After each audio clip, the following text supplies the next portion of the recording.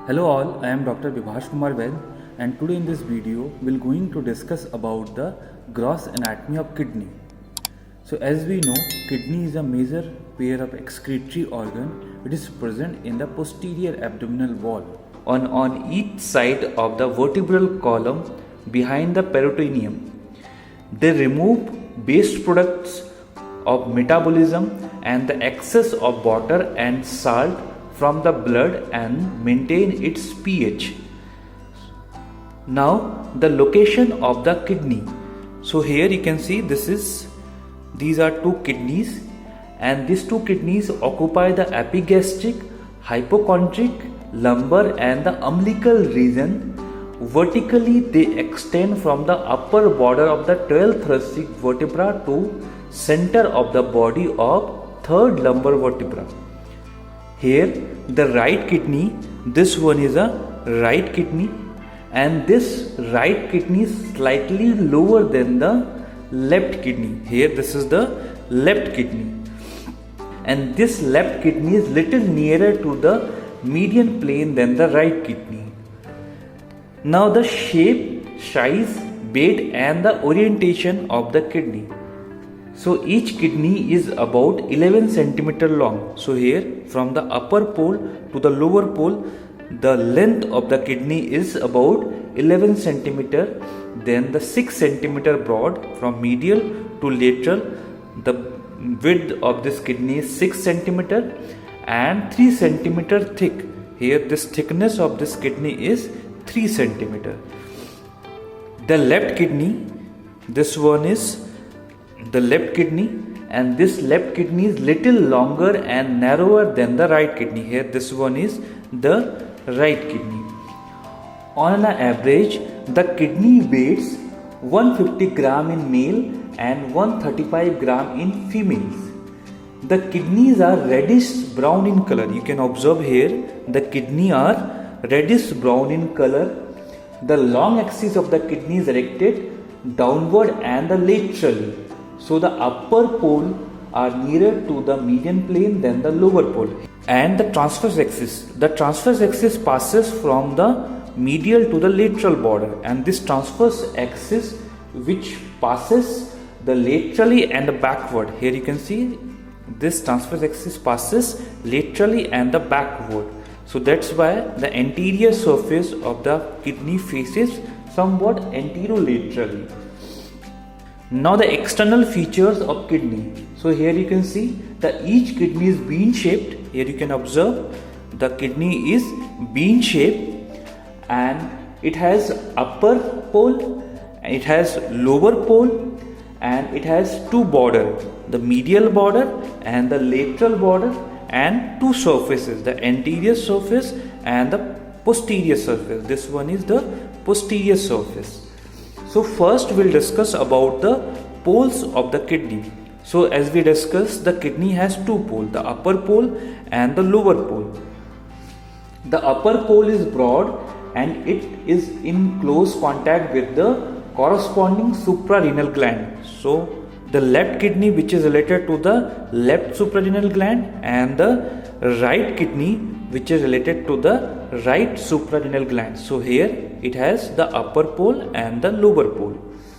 Then the lower pole. Here you can see this is the lower pole, and both the kidney you can observe the lower pole. This is the lower pole, and the lower pole is pointed, and this lower pole which is nearer to the median plane. You can observe in this kidney also. Here you can observe the lower pole of this kidney is pointed.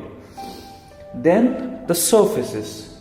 So first the anterior surface. You can see this is the anterior surface. The anterior surface is said to be irregular and the posterior surface is flat. You can see this is the posterior surface which is somewhat flat, and this anterior surface which is the irregular. But it is often difficult to recognize the anterior and posterior aspect of the kidney by looking at the surfaces. The proper way to do this is to examine the structure present in the hilum. Here you can see this is the hilum, and always remember in the hilum The structure arranged in anterior to posterior. First, you can observe this is the renal vein, then the renal artery, and most posteriorly you can found this is the renal pelvis. So always remember the surface which is nearer to this renal vein. Here you can see this is the renal vein, and this surface considered as the anterior surface, and the surface which is related to the renal pelvis. So this surface is known as the posterior surface. Now the border of the kidney. So as we discussed, the kidney has two borders. One is the lateral border, and you can observe the lateral border is convex. Here you can see the lateral border is convex, and here this is the convex border, and the medial border of the kidney is concave. Here you can see this is the medial border and it is concave, and its middle part of this medial border, it shows a depression. Here you can see this depression is known as the hilum of the kidney. So here this is the hilum. You can observe in this kidney also, this is the hilum of the kidney. So basically the hilum where the structure of the kidney which is enter and exiting. So anterior to posterior, the structure arranged in most anteriorly you can found this is the renal vein, then the renal artery, and most posteriorly you can see this is the renal pelvis. You can also observe in this kidney also the renal vein is most anteriorly, then the renal artery, and this is the renal pelvis. So anterior to posterior, the remembering for structure arranging, the mnemonic is BAP. V stand for the renal vein, A stand for the renal artery, and P stand for the renal pelvis. Now the relations of the kidneys. The kidneys are retroperitoneal organ. Retroperitoneal means present behind the peritoneum. So only the anterior part of the kidney which is related to the peritoneum. Basically the relations common to be the two kidney, mainly the upper pole of these two kidney which are related to the corresponding suprarenal gland, the lower pole which lies about 2.5 centimeter above to the iliac crest, both the lower pole. The medial border of the east kidney, here you can see this lower part which is related to the ureter, and the upper part which is related to this hilum. Then the posterior relation of the kidney. Here you can see this is the posterior surface of the right kidney, and here you can see this is the posterior surface of the left kidney. So the posterior relations are following: the upper portion of the both the kidney, this upper part which is related to the diaphragm, the medial and the lateral arcuate ligament, the psoas major muscle which is related to just behind to the hilum of the kidney on the both the kidney. This portion is related to the psoas major muscle.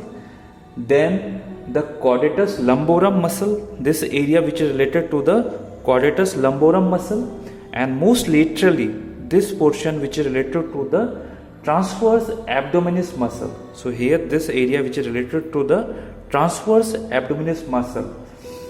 Then just below to the diaphragm muscle, here you can found relation of the subcostal vessels, the subcostal, iliogastric and inguinal nerves respectively. In addition, the right kidney is related to the 12th ribs, and the left kidney which is related to the 11th and the 12th rib. So here you can see this is the right kidney. This right kidney only related to the 12th rib, and this left kidney which is related to the 11th and the 12th rib. Now the anterior relation of the right and the left kidney. So first we'll discuss about the anterior relation of the right kidney. So here this is the right kidney. So anteriorly the right kidney which is related to the suprarenal gland. So here this part is related to the suprarenal gland. Then this upper or lateral part of the kidney, this area which is related to the liver, and this area is also known as the hepatic area. Then the second part of the duodenum which is related to near the hilum of the kidney. So here you can see this area is related to the second part of the duodenum. Then the hepatic flexure which is related to this portion. So here you can see this is the this area is related to the hepatic flexure. Then the small intestine, here you can see this part is related to the small intestine, especially the jejunal area. This area is known as the jejunal area, and this area is related to the small intestine. Out of these, the hepatic and intestinal surface are covered by the peritoneum.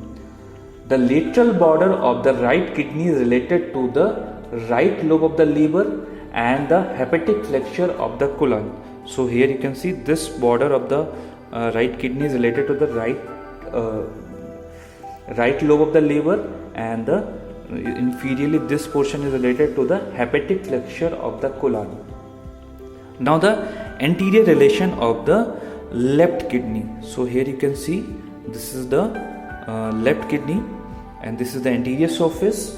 So the upper part of the anterior surface of the left kidney is related to the left suprarenal gland. Then this area is this upper and the lateral part of the anterior surface of the left kidney which is related to the spleen. Then anteriorly this area of the anterior surface which is related to the stomach, and stomach and the pancreas which is related just nearer to the hilum of this kidney. The splenic vessels also related to the anterior surface, and the splenic flexure of the descending colon.